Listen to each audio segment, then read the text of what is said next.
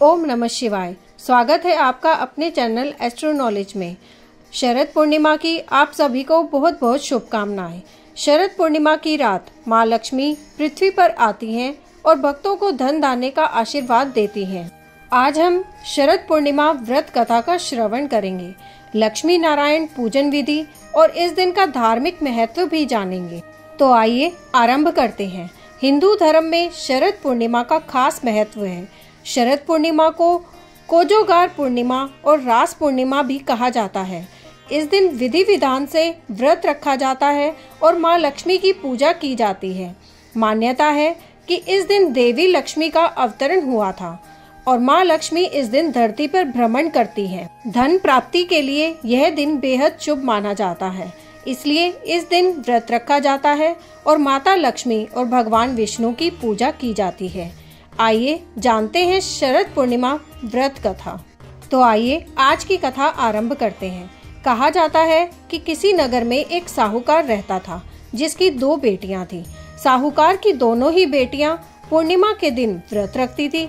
बड़ी बेटी पूरे विधि विधान से व्रत के नियमों का पालन करती थी, लेकिन छोटी बेटी नियमों का पालन सही से नहीं किया करती थी। हर साल ऐसा ही चलता रहा और बेटियां जब बड़ी हुई तो पिता ने दोनों की शादी करा दी। शादी के बाद दोनों बहनों ने संतान को जन्म दिया। बड़ी बेटी की संतान तो एकदम स्वस्थ थी, लेकिन छोटी बेटी की संतान ने जन्म लेने के बाद तुरंत दम तोड़ दिया। छोटी बेटी के साथ ऐसा एक बार नहीं, कई बार हुआ। बार बार हो रही संतान की मौत से परेशान होकर छोटी बेटी ने एक ब्राह्मण को अपनी तकलीफ बताई और समाधान पूछा। ब्राह्मण ने छोटी बेटी से कुछ प्रश्न किए। इसके बाद ब्राह्मण ने कहा कि तुमने पूर्णिमा का व्रत तो रखा, लेकिन नियमों का पालन करने में बहुत लापरवाही बरती है।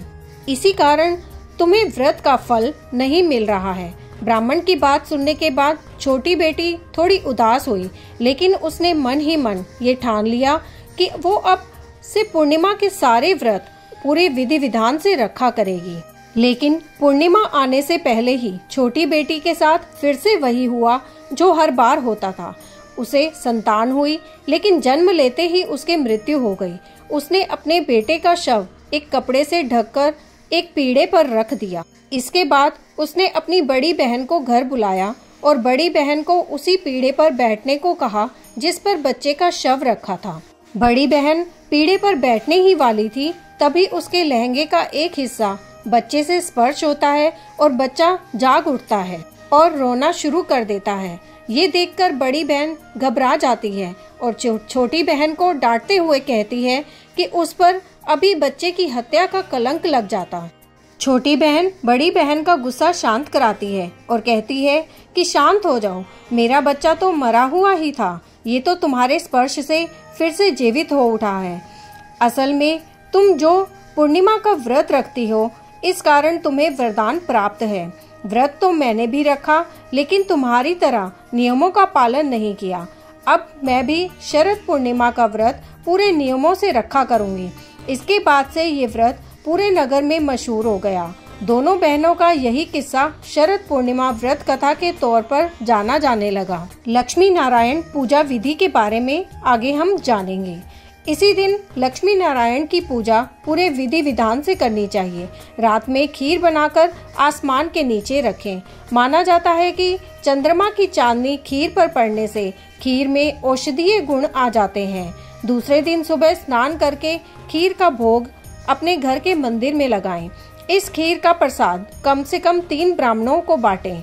इसके बाद अपने परिवार में खीर का प्रसाद बांटें। मान्यता है कि इस प्रसाद को ग्रहण करने से रोगों से छुटकारा मिलता है।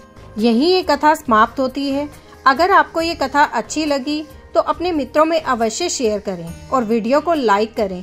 ऐसी ही सुंदर कथाओं का श्रवण करने के लिए आपके अपने चैनल एस्ट्रो नॉलेज को सब्सक्राइब कर लीजिए, ताकि आने वाले वीडियोस के नोटिफिकेशन आपको मिल सके। ओम नमः शिवाय।